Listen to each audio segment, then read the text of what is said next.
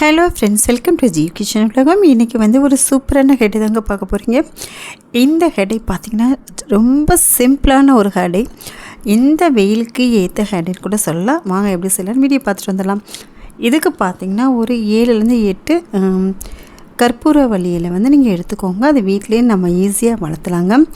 அதே சமயத்தில் 2 ஸ்பூன் மட்டும் கருஞ்சீரகம் எடுத்துக்கலாம். கருஞ்சீரகம் மேக்ஸிமம் வந்து ஹேடைனாவே அதை நம்ம சேர்த்துக்குவோம். அது என்னென்னா நல்லா கருமை நிறம் கொடுக்கும். அதுக்காக தான். இப்போ ஒரு பாத்திரம் எடுத்து அதில் வந்து 1 டம்ளர் தண்ணி இட்டுக்குவோங்க. இப்போ பார்த்திங்கன்னா இந்த கற்பூரவள்ளி இலையை வந்து நல்லா வந்து இந்த மாதிரி வந்து பிச்சு போட்டுக்கலாம். அப்போ தான் வந்து அதோட சாறு நமக்கு நல்லா இறங்கும். அதுக்காக தான்.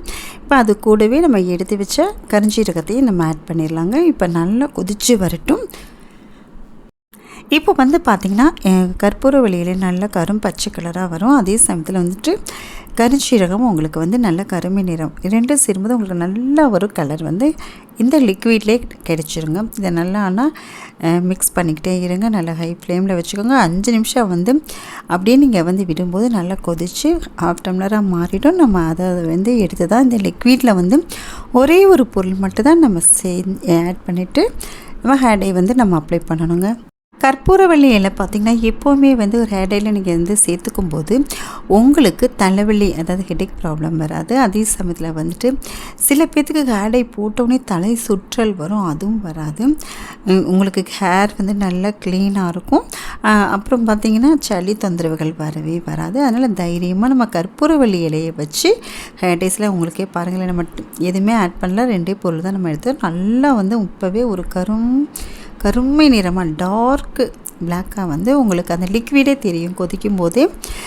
இதை வந்து நம்ம கிடையாது. ஏன்னா கருஞ்சீரகம் வந்து ஒரு எண்ணெய் பசை உள்ள ஒரு ப்ராடக்ட். அது வந்து உங்களுக்கு தலையில் நீங்கள் அப்ளை பண்ணும்போது நல்லா பிடிச்சிக்கும். உங்களுடைய ஹேரில் வந்து அந்த ஹேடை வந்து நல்லா பிடிச்சிக்கும். அதுக்காக தான் நம்ம எப்போயுமே கருஞ்சீரகம் எடுத்துருக்கோம். அது எந்த விதமான ஹேர் ஃபால் ஆகாமல் பார்த்துக்கும். அதே சமயத்தில் வந்து ஹேர் க்ரோத்துக்கும் நல்லா யூஸாக இருக்கும்.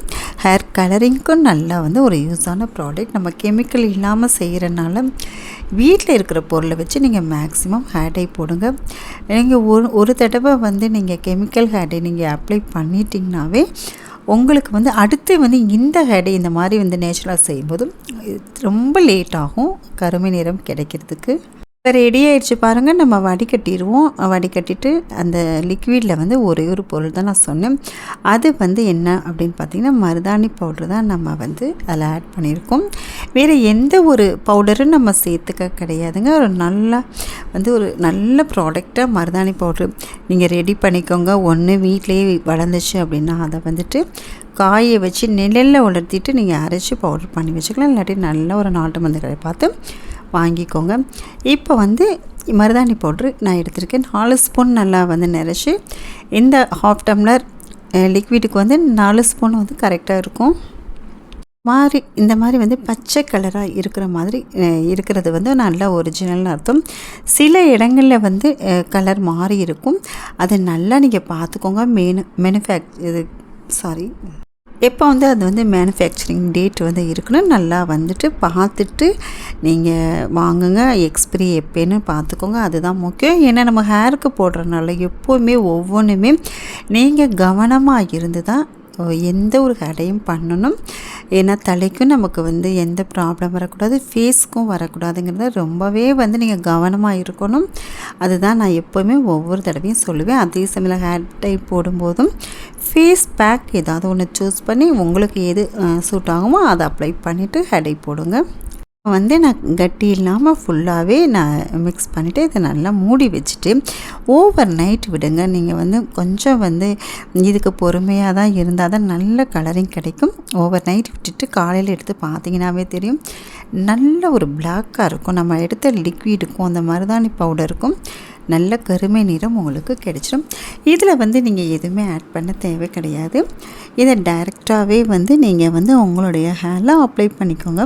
நல்லா ஹேர் வாஷ் பண்ணி ஃபர்ஸ்ட் நாளே வச்சுக்கோங்க. அப்படி இல்லைன்னா ஒரு டிஷ்யூ பேப்பரை வச்சு நல்லா ஹேரை க்ளீன் பண்ணிக்கிட்டு உங்களுடைய ஹேரில் முழுசுமே நீங்கள் அப்ளை பண்ணி பார்க்கும்போது தெரியும் நல்ல கருமை நிறமாக இருக்கும். இது வந்து இப்போ நல்ல வெயில் காலம் அப்படிங்கிறனால ஒரு 30 நிமிஷம் மட்டும் நீங்கள் விட்டுருங்க. 1/2 மட்டும் விட்டுருங்க. ஏன்னா உங்களுக்கு நல்ல தலை வந்து காஞ்சிடும். ஃபேன் காற்றுலேயே ஆனால் உட்காந்துடுங்க. சும்மா வந்து நம்ம ஏதாவது ஒர்க் பண்ணுவோம் அப்படின்னு சொல்லிட்டு நடந்துட்டு இருந்தீங்கன்னா ஃபுல்லாகவே வலிஞ்சு உங்களுடைய ஃபேஸை டேமேஜ் பண்ணி விட்டுரும். அதனால் நீங்கள் வந்து ஒரு இடத்துலையே வந்து 1/2 hour வந்து நல்லா உட்காந்து நல்லா காய வச்ச பின்னாடி நீங்கள் வந்து ஹேர் வாஷ் பண்ணுங்கள். சூப்பரான ரிசல்ட்டு நிச்சயமாக கன்ஃபார்ம்டாக உங்களுக்கு கிடைக்கும். இது வந்து ட்ரை பண்ணி பார்த்துட்டு எப்படி இருக்குன்னா அப்புறம் வந்து நீங்கள் 2 days கழித்து ஹேர் வாஷ் பண்ணிக்கோங்க. இப்போ ஃபர்ஸ்ட் நாள் சும்மா நீங்கள் அலாசிக்கங்க, அதுவே போதும்.